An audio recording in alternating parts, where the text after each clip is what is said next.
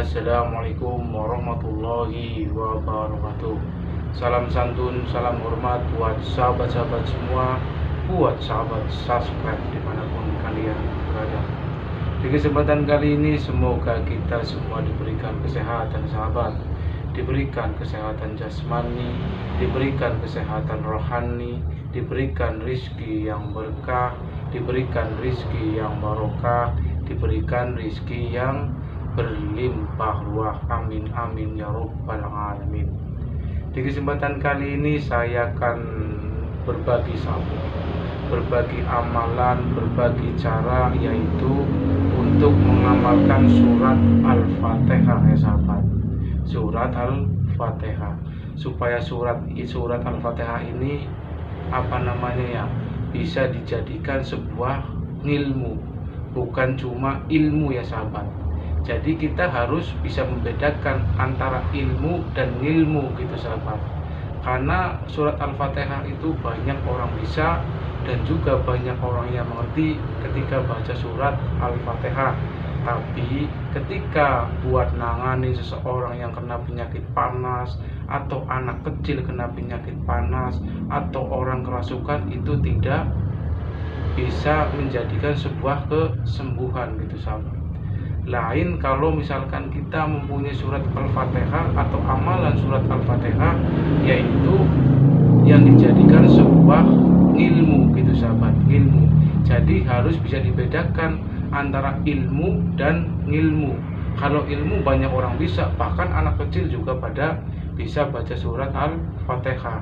Tetapi ketika untuk mengobatin atau untuk menangani seseorang yang kerasukan, karena hanya dijadikan sebuah ilmu, itu biasanya hasilnya nihil gitu sahabat.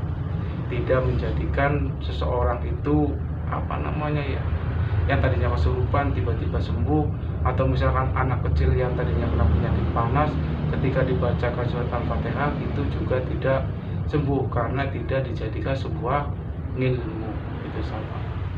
Dan tata caranya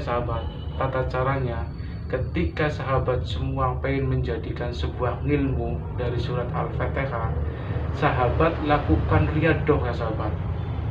Lakukan riyadoh selama 7 malam. Dan setiap habis sholat 5 waktu, surat Al-Fatihahnya itu dibaca 7 kali itu sahabat. 7 kali. Dan setelah habis sholat malam atau setelah habis sholat hajat, sahabat wiridkan surat Al-Fatihah 113 kali, yaitu diwiridkan selama 1 minggu berturut-turut dan tidak boleh putus gitu sahabat, Insya Allah sahabat, ketika sahabat semua berhasil meriyadohi surat Al-Fatihah ini, insya Allah sahabat bisa bisa menolong seseorang itu sahabat. Contohnya seseorang yang kerasukan, atau misalkan anak kecil yang terkena penyakit panas, insya Allah ketika dibacakan surat Al-Fatihah 7 kali, atau misalkan dibacakan surat Al-Fatihah di air 7 kali, insya Allah bisa menjadikan sebuah obat gitu sahabat. Dan tata caranya seperti itu.